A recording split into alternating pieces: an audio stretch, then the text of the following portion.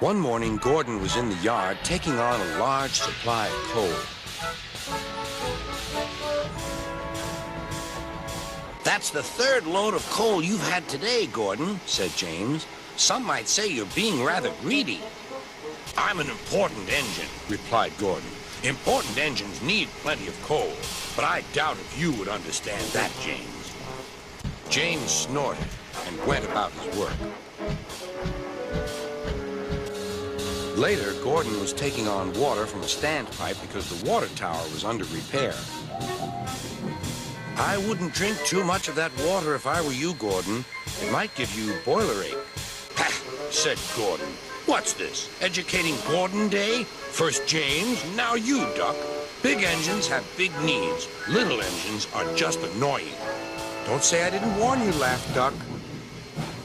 Later, Gordon steamed into the yard at the big station.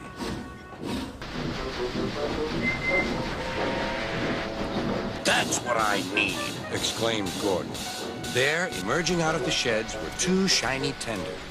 Now, if I had two tenders, said Gordon, I wouldn't need to stop so often, and I wouldn't have to listen to silly little engines. Those tenders belong to a visitor, replied his driver. Diesel sidled up alongside. Everyone knows that tenders are a mark of distinction, but I'm afraid that no amount of tenders will save you in the end. We Diesels are taking over, and we don't need tenders to make us important, not even one. Gordon was most upset. He was feeling just the same next day. I'm not happy. I know, said Duck. It's boiler ache. It's not boiler ache, protested Gordon. It's... Of course it is, interrupted Henry. That water's bad. Have a good washout. Then you'll feel a different engine. Your boiler must be full of sludge.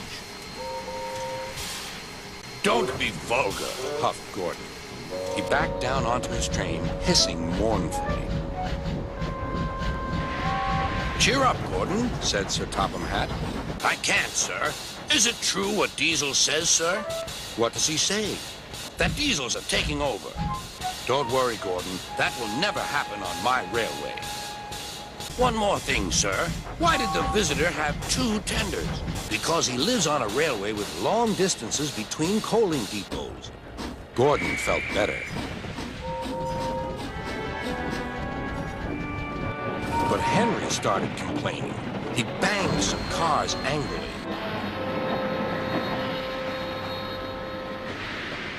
I always work hard enough for two, he puffed. I deserve another tender. Duck whispered something to Donald. He was going to play a trick on Henry. Henry, he asked, would you like my tenders? Yours? What have you got to do with tenders?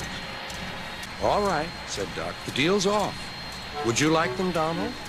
I wouldn't deprive you of the honor, replied Donald. It is a great honor, continued Duck thoughtfully, but I'm only a tank engine. Perhaps James might. I'm sorry I was rude, said Henry hastily. How many tenders have you, and when could I have them?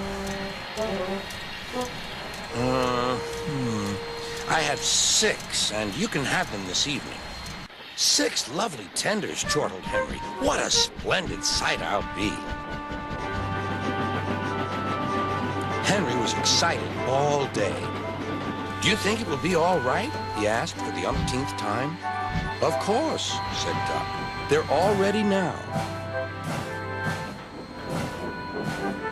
The other engines waited where they could each get a good view. But Henry wasn't a splendid sight at all. His 6 tenders were very old, dirty, and filled with boiler sludge. Had a good washout, Henry, called a voice. That's right. You'll feel a different engine now. Henry was not sure, but he thought the voice belonged to Gordon. Shout.